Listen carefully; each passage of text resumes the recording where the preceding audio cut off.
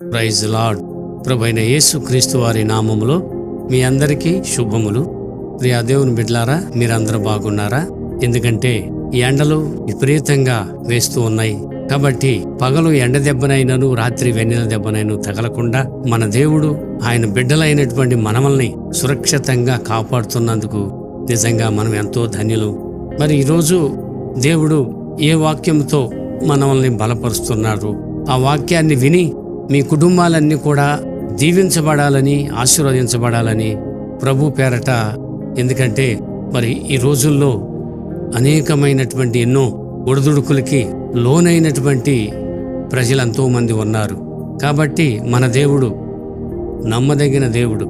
ఆయన ఎల్లప్పుడూ కూడా మనల్ని ఎంతగానో కాచి కాపాడుతూ ఉన్నాడు.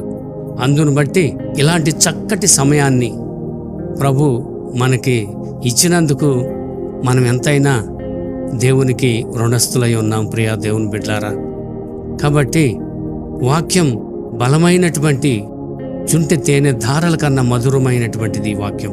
మరి ఈ యొక్క అంచె దినాల్లో దేవుడు ఇలాంటి చక్కటి సమయాన్ని ప్రభు మనకి ఇస్తున్నందుకు మనం ఎంతైనా ఆయనకి కృతజ్ఞులై ఉండాలి మనం. కాబట్టి మరి మనల్ని, మన కుటుంబాల్ని, మరి మన సంతతి వారిని అందరినీ కూడా దేవుడు బహుగా ఆశీర్వదించి ఆయనలో ఎదగాలి, ఆయనకి సమయాన్ని మనము కేటాయించాలని ప్రభు పేరట మీ అందరినీ కోరుచూ ఉన్నాను. ప్రియా దేవుని బిడ్డలారా, మరి ఈరోజు దేవుడు మనకిచ్చినటువంటి ఈ వాక్యాన్ని మనము చదువుకొని బలంగా దేవుని సన్నిధిలో ఎదగాలని మరి ఈ యొక్క వాక్యాన్ని చదువుకుందాం. యెహెజ్కేలు గ్రంథం 11వ అధ్యాయము 19, 20 వచనాల్ని మనము చదువుకొని ముందుకు కొనసాగుదామండి. వారు నా కట్టడలను, నా విధులను అనుసరించి గైకొననట్లు నేను వారి శరీరములో నుండి రాతి గుండెను తీసివేసి వారికి మాంసపు గుండెను ఇచ్చి వారికి ఏక మనస్సు కలుగజేసి వారి యందు నూతన ఆత్మ పుట్టింతును. అప్పుడు వారు నాకు జనులయుందురు, నేను వారికి దేవుడినయుందును. ప్రియా దేవుని బిడ్డలారా, ఇక్కడ దేవుని ప్రజలైనటువంటి ఇశ్రాయేలీల్ని దేవుడు ఎంతగానో ఆశీర్వదించాడు. ఆశీర్వదించినప్పుడు దేవుని యొక్క అడుగు జాడల్లో నడవకుండా, దేవునికి సమయాన్ని కేటాయించకుండా, దేవుని మార్గంలో నిలవకుండా, దేవుడంటే భయము, భక్తి, వణుకు లేకుండా వారు ఇష్టానుసారమైనటువంటి జీవితానికి ప్రాధాన్యత ఇస్తూ వారిని ఎంతగానో దేవుడు కాపాడుతూనే ఉన్నాడు. అయినా వారు లెక్కలేనితనంతో వారు జీవిస్తున్నప్పుడు అప్పుడు ప్రవర్త అయినటువంటి ఆ యొక్క యెహెజ్కేలును పంపి, ఇదిగో నా ప్రజలైనటువంటి ఇశ్రాయేలీల్ని వారికి మంచి మనస్సు దయచేస్తాకి వారి కొరకు ప్రవచనమెత్తి నువ్వు వెళ్ళు అని చెప్పేసి యెహెజ్కేలును పంపినప్పుడు మీరు నా ప్రజలై ఉందురు అని అంటున్నాడు. అంతే, వారిలో ఉన్నటువంటి అపవాదిని ప్రక్కన పెట్టాడు. అపవాది అంటే రాతి గుండి వాళ్ళలో ఉంది అంటారు కదా. ఉదాహరణకి అసలుకి నువ్వు మంచి హృదయం కాదు, నీలో రాతి గుండె ఉందనుకుంటా నీవు అంటారు కదండి. అలాగనే రాతి గుండి వారిలో తీసివేసి నేను మాంసపు గుండెను వారికి ఇస్తాను, ఏక మనసు కలుగజేసి వారికి నూతన హృదయాన్ని ఇస్తానని చెప్పేసి మరి ప్రభు ఆ యొక్క ప్రవర్త ద్వారా ప్రవచించాడు. ప్రవచించినప్పుడు కొంతమంది దేవుని ప్రజలైనటువంటి ఇశ్రాయేలీలు చాలా వరకు కూడా మార్పు చెందినట్లుగా ఇక్కడ మనం చూస్తూ ఉన్నాం. ఎందుకంటే దేవుడు పదే పదే ఆయన బిడ్డలైనటువంటి వారిని ఆయన యొక్క అరచేతుల్లో చెక్కుకొని ఎప్పటికప్పుడే వారిని దీవిస్తూనే ఉన్నాడు. ఎందుకంటే మనం నాటి కాలంలో మన పితరులు మరి ఎంతగానో చాలా కష్టపడి వేదనతో, శోధనతో, రేయనక పగలనక చాలా వరకు వారు ఎన్నో హింసలు, ఐగుప్తు దేశంలో హింసలు, దేవుని ప్రజలైనటువంటి ఆ యొక్క ప్రజల్ని, ఇశ్రాయేలీయుల ప్రజల్ని వారు మూలుగులు విన్నాడు. విని తన దాసుడైనటువంటి మోషే గారిని పంపాడు. అప్పటికే 430 సంవత్సరాలు ఆ ఐగుప్తు దేశంలో బానిసలుగా ఉండి చాలా వరకు కూడా వారు కృంగిపోయి వేదన పడి వారు పెట్టినటువంటి కష్టాలతో, శ్రమలతో వారిని కొరడాలతో కొట్టి చేసినప్పుడు దేవుడు వారిని చూసి దైవ సేవకుడైనటువంటి మోషేను అక్కడికి పంపినట్లుగా ఇక్కడ మనం చూస్తూ ఉన్నాం. అయితే మోషే మీద కూడా తిరుగుబాటు చేశారండి. మరి సేవకుడి మీద తిరుగుబాటు చేస్తే దేవుని చేత అభిషేకించబడినటువంటి వారిని ముట్టకూడదని కూడా వాక్యం సెలవిస్తుంది. కాబట్టి ఆ సేవకుడిని నిందించి అవమానించి చాలా దుఃఖపరిచారు. అయినా వారిని క్షమించి ఓర్పుతో సహనముతో, అయ్యా ఈ యొక్క బిడ్డల్ని, నీ ప్రజలైనటువంటి ఇశ్రాయేలుని, వారికి ఏం తెలియదయ్యా, నువ్వు నన్ను పంపావు కాబట్టి వారిని క్షమించయ్యా, వారికి ఎలాంటి పనిష్మెంట్ ఇవ్వద్దు నాయనా అని కూడా దేవునికి ప్రార్థన చేశాడండి సేవకుడు, దైవ సేవకుడైనటువంటి మోషే గారు. కాబట్టి అలాంటి ప్రార్థనా జీవితం కలిగి ప్రజల్ని 40 సంవత్సరాలు నడిపించాడు ఆ యొక్క మోషే గారు.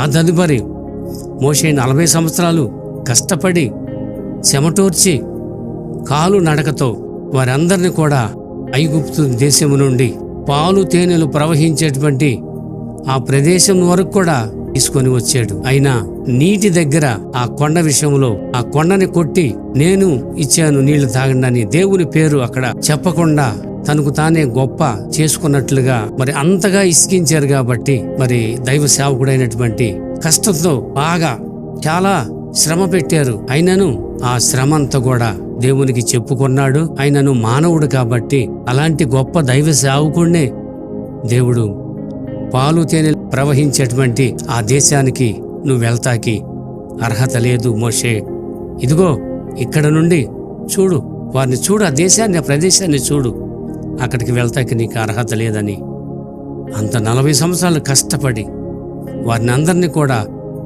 ఆ ఐగుప్తు దేశము నుండి తీసుకొచ్చినప్పుడు మరి అలాంటి యథార్థమైనటువంటి నా ఇల్లంతటిలో నమ్మకమైనటువంటి వాడు అని దేవుడు మంచి మోషే గారికి సర్టిఫికెట్ ఇచ్చాడు. అయినా ఆ యొక్క నీటి విషయంలో మాత్రం సేవకుడు తొందరపడ్డాడు.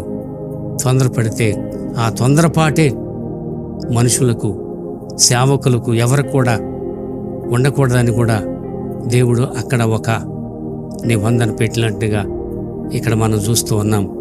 అదే రీతిగా మరి ఆ ప్రజల్ని పరిపాలిస్తాకి యెహోషువను కూడా పంపాడండి. యెహోషువను పంపినప్పుడు యెహోషువను కూడా చాలా వరకు కూడా వ్యతిరేకించారు.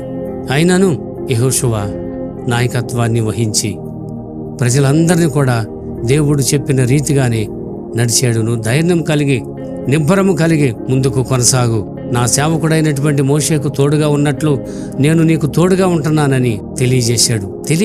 కాబట్టి యెహోషువ దేవుని యందు భయభక్తులతో నడుచుకొని ప్రజలందరి కొరకు ప్రార్థన చేసి ఆ యొక్క ప్రదేశానికి పంపాడండి.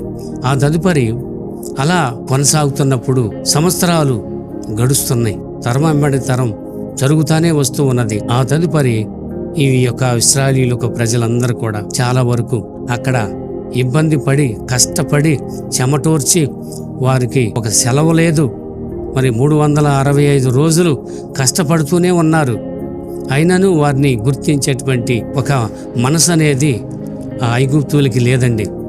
అయినను రాత్రంతా ఉదయం వెళ్తారు, పగలంతా కష్టపడతారు. కాబట్టి వారికి అలాగే ఉన్నా సరే సేవకుడు అక్కడి నుండి మరి ఆ ప్రదేశానికి, పాలు తేనెలు ప్రవహించేటువంటి ప్రదేశానికి తీసుకొని వచ్చినప్పుడు వారికి అదిగో నాటి కాలంలో ఇలా జరిగింది, సేవకుల ద్వారా మేము ఇక్కడికి వచ్చాము, మా పితరుల ద్వారా మేము ఇలా కొనసాగాము, ఈ రోజున మరి నిర్భయముగా మరి మేము హాయిగా పొలాలు పండించుకుంటున్నాము, మా బిడ్డలు చక్కగా జీవిస్తూ ఉన్నారని ఆ యొక్క కృతజ్ఞత లేకుండా సేవకుల్ని వ్యతిరేకించి, దేవుణ్ణి వ్యతిరేకించి, దేవుని మార్గంలో నడవకుండా, దేవుని యొక్క పరిచర్యలో ముందుకు సాగకుండా, దేవుని పనిలో ముందుకు కొనసాగకుండా, దేవునికి ప్రాధాన్యత ఇవ్వకుండా వరిష్టానుసారమైనటువంటి జీవితానికి ప్రాధాన్యత ఇచ్చినట్లుగా ఇక్కడ మనం చూస్తున్నాం. ఎందుకంటే వారిలో దేవుని ఆత్మ లేదు కాబట్టి, రాతి గుండి వారిలో ఉంది కాబట్టి,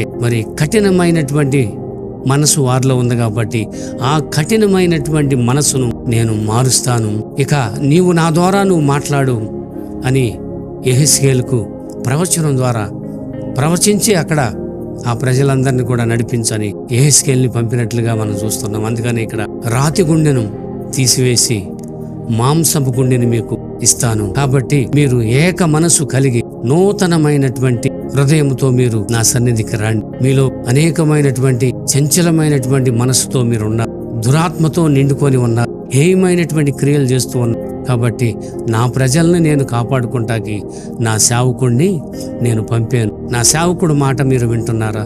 వినండి. నా సేవకుడిని నేను పంపాను, నేను ఎన్నుకున్నాను నా సేవకుడిని. నా సేవకుడు చెప్పినట్లుగా మీరు నడవండి. మీకు ఏక మనసు కలుగజేసి మీ దేవుడినైనా యెహోవాను నేను మీకు తెలియజేస్తానని దేవుడు వారికి తెలియజేసినట్లుగా ఇక్కడ మనం చూస్తున్నాం. మరి ఒక అధ్యాయాన్ని మనం చదువుదామండి. ఇదే యెహెజ్కేలు గ్రంథము 36వ అధ్యాయము 26, 27 వచనాలు మనం చదువుకుందాం. నూతన హృదయము మీకిచ్చెదను, నూతన స్వభావము మీకు కలుగచేసేదను. రాతి గుండె మీలో నుండి తీసివేసి మాంసపు గుండెను మీకు ఇచ్చేదను.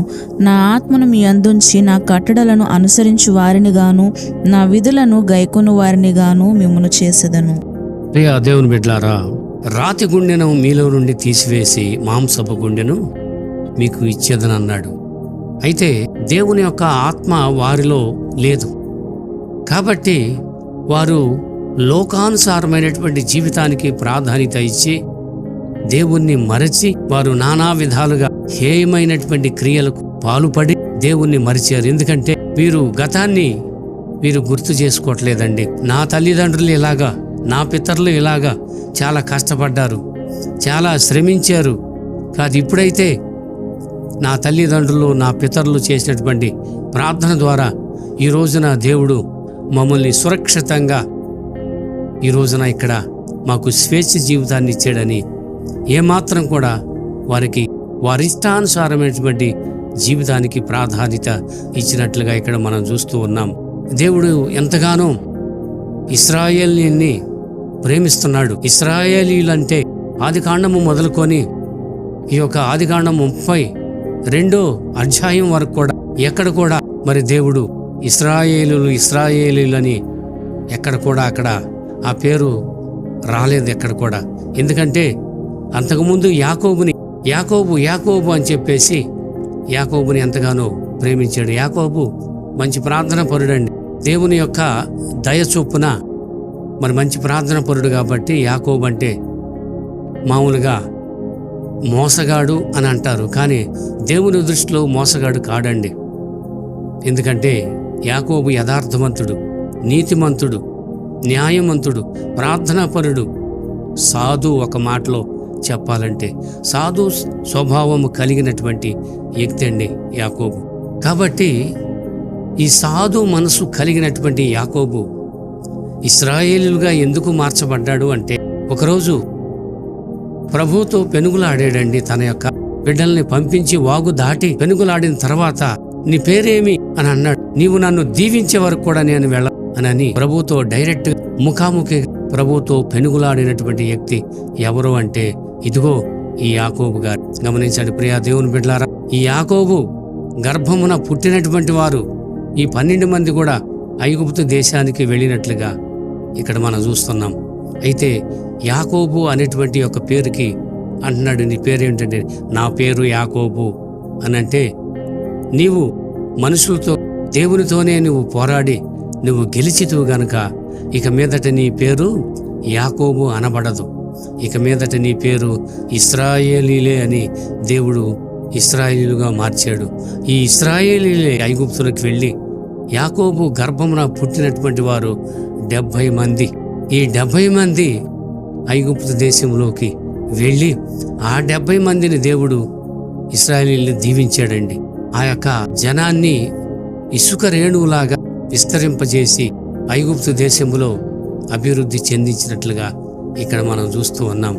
దేవుడిచ్చినటువంటి మహాకృపను బట్టి మనము దైవ గ్రంథములో ఉన్నటువంటి వాక్యాలు మనం చదువుకుంటున్నప్పుడు అసలు ఎక్కడ నుండి మనం వచ్చాము, ఎలా జీవిస్తున్నాము, ముందుకు సాగుతూ మన తల్లి గర్భంలో ఎలా ముందుకు దేవుడు ఎలా వేసాడు మన తల్లి గర్భంలో మరి రూపించబడ్డాము అనేది మనం తెలుసుకోవాలి. నీ తల్లి గర్భంలో నిన్ను రూపింపక మునిపే నా కన్నులు నిన్ను చూసిని అని దేవుడు చెబుతున్నాడు. యాకోబుని ఎందుకని దేవుడు ఇశ్రాయేలీలుగా చేశాడు అంటే దేవుని చేత ఆశీర్వదించబడినటువంటి వారు ఇశ్రాయేలీలని. ప్రియా దేవుని బిడ్డలారా, ఈరోజు ఈ వాక్యము వింటున్నటువంటి మీలో ఎంతమందికి ఇలాంటి కఠినమైనటువంటి మనసు ఉంది? ఆ మనసు మీరు ఈ రోజున తీసివేసుకోండి. దేవుని సన్నిధానానికి వచ్చి రాతి గుండెని దేవుడు తీసివేస్తాడు. నూతనమైనటువంటి హృదయాన్ని, నూతన స్వభావాన్ని మీకు ఇస్తాను రండి అని చెప్పేసి ప్రభు యెహెజ్కేలు ద్వారా తెలియజేస్తున్నాడండి. ఈ రోజు ఎంతమంది ఆయన మాటకి లోబడుతున్నారు ఒక్కసారి మనం ఆలోచన చేయాలి. ప్రియ దేవుని బిడ్డలారా, ఆయన మాట విననటువంటి ఎంతో మంది లోకాన్ని గతించిపోయారు. కానీ ఈ రోజున ఆయన మాట విననటువంటి వారుగా ఉండి ఈరోజు తీర్మానం చేసుకోవాలండి. ఎందుకంటే దేవుడు ఈ రోజున ఆయన ఆత్మ ద్వారా మాట్లాడుతున్నాడు. మాలో ఉన్నటువంటి అపవిత్రతని తీసివేసి నూతనమైనటువంటి ఆత్మను మాకు దయచేస్తున్నాడని ఎంతమంది ఈరోజు ఈ వీడియో చూస్తున్నటువంటి ప్రతి ఒక్క బిడ్డను కూడా తీర్మానం చేసుకోవాలని ప్రభు పేరట మీ అందరినీ నేను కోరుచున్నాను. ప్రియా దేవుని బిడ్డలారా, ఎందుకంటే నాటి ప్రజలు, ఇశ్రాయేలీలు ప్రజలందరూ కూడా దేవునికి వ్యతిరేకంగా నడిచి, దైవ సేవకుడికి వ్యతిరేకంగా నడిచి ఉన్నారు. దేవుడు నూతన స్వభావాన్ని, నూతన హృదయాన్ని ఈ రెండింటిని మాత్రం ఇవ్వటం లేదు. ఆయన యొక్క ఆత్మను మన యందుంచి ఆయన ఆజ్ఞలను, ఆయన కట్టడలను అనుసరించే వారిగా, మనము గైకొనే వారిగా, లోబడే వారిగా దేవుడు చేస్తానంటున్నాడండి. ఈరోజు ఎంతమంది ఆయన మాటను, ఎంతమంది విధేయత చూపుతున్నారండి? ఎంతమంది ఈ రోజున తీర్మానం చేసుకొని ఆయన యొక్క కట్టడలకు, మరి ఆయన యొక్క ఆజ్ఞలకు ఎంతమంది తీర్మానం చేసుకుంటున్నారు? మరి మీరు తీర్మానం చేసుకున్నట్లయితే దేవుడు తప్పనిసరిగా మిమ్మల్ని దీవిస్తాడు. అట్టి కృప ప్రభు మనందరికీ దయచేయనుగాక.